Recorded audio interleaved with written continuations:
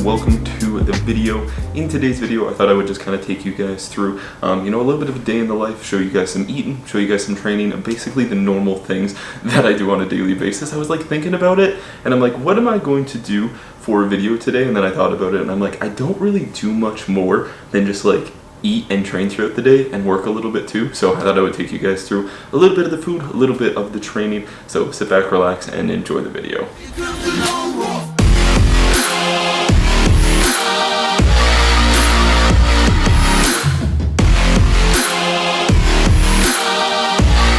So this is going to be meal number one. This is also going to be my pre-workout meal. I've really been loving this meal lately. This meal is consisting of 300 grams of egg whites, 2 whole eggs, 1.5 bagels, just because I don't need the amount of carbs from 2 bagels, and then 200 grams of apple. I think it's these bagels that really do it. These are like Dempster's signature bagels or something. This one's like Parmesan and garlic, and then there's a 4 cheese one as well that really is really good. So I've been having those for breakfast lately. I've been having those for meal one. I'm going to be doing a full day of eating video here soon, so I won't be covering all the food today. I won't be covering the calories and different things like that because I will leave that for that future video. But this is going to be a meal number one, which is going to be our pre-workout meal as well. So I will catch you guys in a bit. Like I said earlier, besides eating and training throughout the day, the other main thing I do is work, obviously. For those of you who did not know, I am an online fitness coach, so I help people reach their fitness goals, obviously via online, because it just allows me to have a lot more reach with people, and honestly, in my opinion, it allows me to be a lot more engaged, help them with their nutrition, stay on top of things, different things like that. So I am just working on some updates to the BFIT Nation website right now. I'll give you guys a little look at kind of the back end of things here. So this is just me working on kind of some things right now on the website. If you guys did not know, we do have a website. There's lots of great stuff on here, such as free resources as well, PDFs that you can go ahead and download on different things. So it's definitely a great resource if you guys want to go and get some additional information on there. Highly recommend checking it out. It is www.bfitnation.ca, or you guys can always find the link to the website in the description below the video as well. So right now we're just kind of chipping away at some work, getting some work done, and then we will probably go train in about an hour's time. It's leg day, so I'm nervous, but no, I was going to say I'm excited. That's a lie. That's a lie. I'm not excited. I'm just very nervous. I get nervous before leg days because I know that it's going to be very difficult. Nevertheless, I'm going to go ahead and get some work done, and I will catch you guys in a bit. Okay. Pre-workout time. A pre-workout of choice for legs is going to be the Rise Godzilla pre. I really enjoyed this pre-workout actually. This is like my 3rd tub of it. I only use the Godzilla pre-workout for pretty much legs and back and hamstrings when I do deadlifts, because I don't need to be a stim junkie and be taking like 500 milligrams of caffeine to get the pre-workout to work for me. So the way I kind of structure my pre-workout and the way that I go ahead and use it in regards to caffeine is that on kind of my bigger, heavier days, so like legs, so today, so quads and calves, and then Thursday, which is back and hamstrings, I will take a stim-based pre-workout, and then on my push days, which for me are Tuesdays and Fridays, I will go ahead and use a non-stim pre-workout, just so I'm not having too much caffeine across the week, because like last year when I was doing my prep for my bodybuilding show, I was having so much caffeine in a daily basis, because I would wake up, I would have like a fat burner, which was like 150 milligrams of caffeine, I would have like a Monster midday, and then I would have like a pre-workout, and I was just off my nut on caffeine, so don't need to do that. I'm going to go ahead and do 1 scoop of the Godzilla pre-workout, and then I'm going to go ahead and add in an additional probably about 5 grams of creatine, because this already has some creatine in it. 1 scoop has 2.5 grams of creatine, but I'm having around 8 grams of creatine right now, because we know that people recommend about 5 grams of creatine just as kind of like a baseline, but we know that creatine is going to be better used if you have 1 gram per 10 kilograms of body weight. So I'm a little over 80 kilograms, so I will go ahead and have 8 grams, so I'll add about 5 grams of this to the pre-workout, and then that will be the pre-workout stack. So I'm gonna go ahead and get this, get sipping on it, and head to the gym.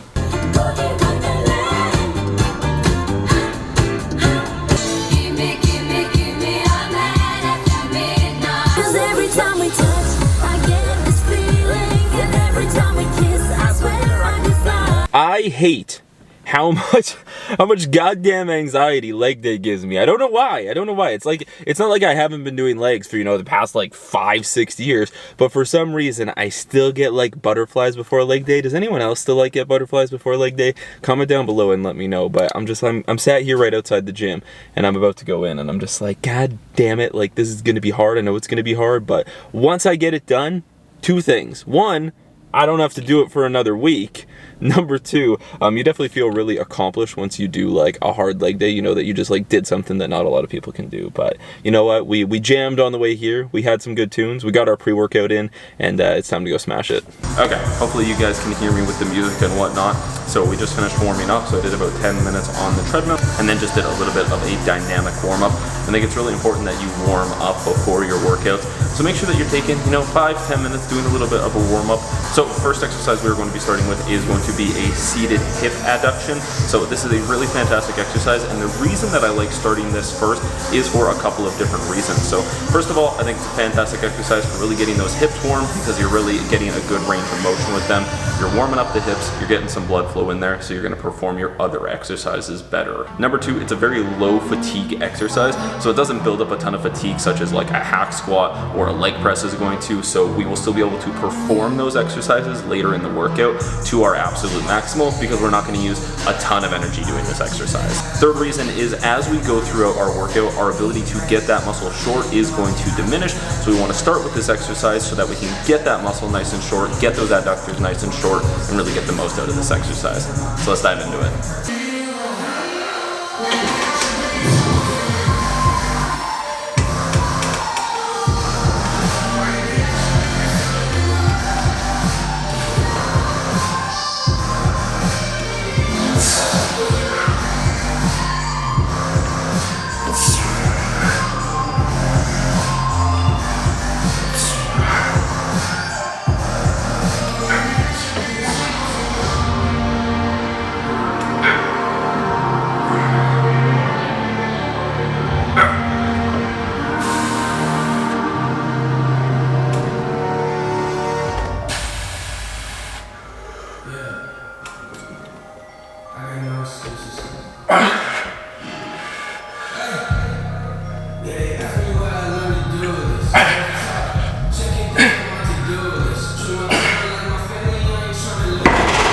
Okay, exercise number 2 is going to be a seated leg extension.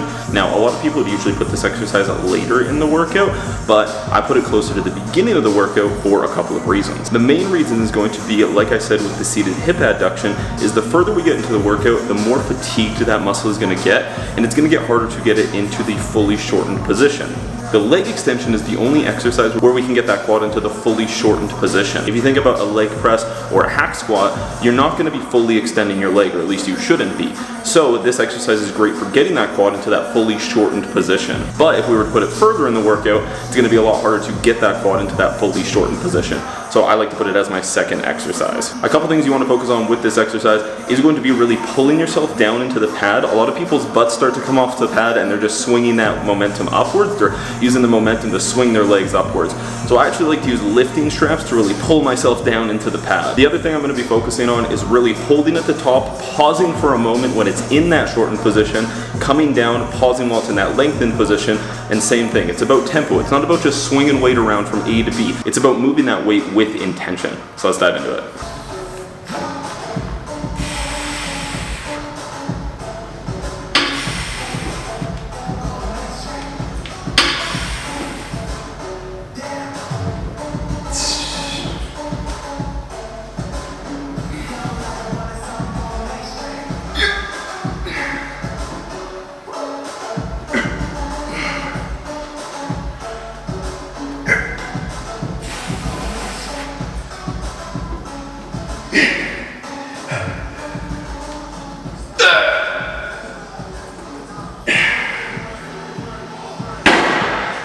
third exercise is going to be a seated hamstring curl. So today is mainly just quads and calves, but I do throw one set of a seated hamstring curl into today's workout. The reason I do this is because I'm about to do a pendulum squat and a leg press after this, so I think it's a really good idea to get the hamstrings warm and get some blood in there for when we do that squat pattern. Pretty much everything in this workout is going to be 2 working sets. This seated hamstring curl is just going to be 1 working set because we don't want to fatigue ourselves too much for the following exercises. I think a big thing that people make the mistake of doing is wasting too much of their energy during warm-up sets. Warm-up sets are just to acclimate us to the weight and to the movement. We don't want to be expending a ton of energy during our warm-up sets. So we shouldn't be doing 10 to 12 reps for each warm-up set. As the warm-up weight gets progressively heavier, we're going to do less reps. So our first warm-up set might be 9 reps, then 7 reps, then 5 reps, then 3 reps. That might be it. We might do 3 reps on the last warm-up set before our working weight, because we want to try and conserve as much of our energy as we can for that top working set, because that is the set that is truly going to cause the muscle growth. So don't waste too much of your energy on warm-up sets. They're still important, but make sure that you're not using up all of your energy on them. Let's get into it.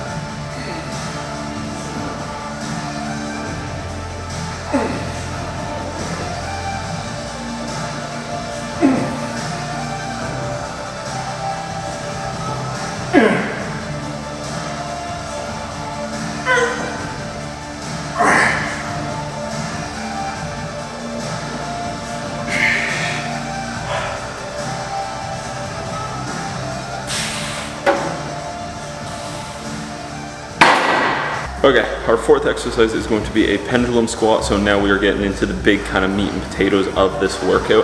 So this is going to be an overall kind of mass builder. It's going to hit a lot of quad, it's going to hit some glute, it's going to hit some hamstring, but our main focus from this exercise is going to be quad development. To emphasize that, I'm going to have my feet a little bit lower on the pad to promote as much knee flexion as I possibly can. So we're going to do a couple warm-up sets and then jump into it.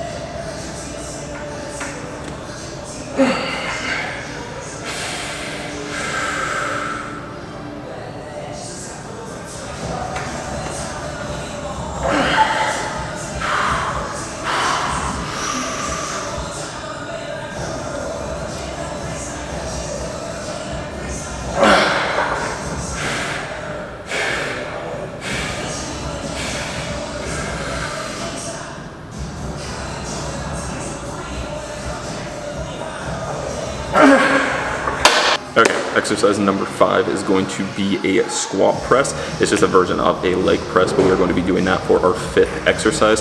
So the main focus here is going to be very similar to the pendulum squat, is we're going to be putting our feet a little bit lower on the pad to get a little more knee flexion so that we can really go ahead and bias the quads. If we wanted to hit a little bit more hamstring and glute with this exercise, we could put our feet a little bit higher on the pad, and that's going to bias the hamstrings and glutes a little bit more. But we're mainly doing this to go ahead and hit the quads, so we're going to go ahead and put our feet a little bit lower on the pad to go ahead and get a little bit more knee flexion.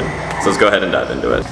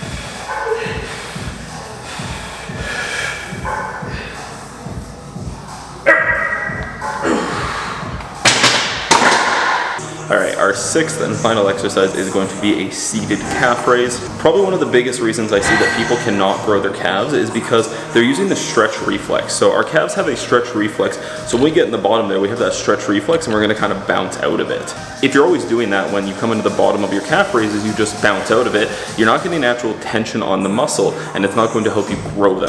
So what I want you to do is I want you to spend a little bit of time in that stretch position and then a little bit of time in that contraction as well. Take your time with it, use a good tempo, and have some time under tension. You gotta train your calves, but you also gotta train them right. So let's get into it.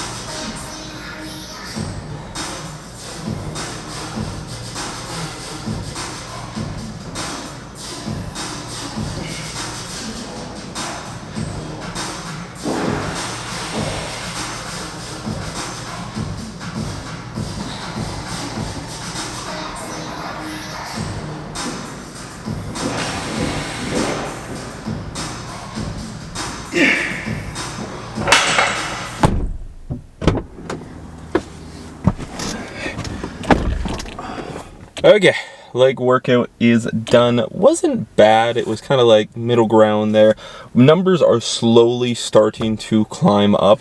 My weight, like my body weight, hasn't really been progressing all that much. The goal was to aim to gain about 1 pound per week.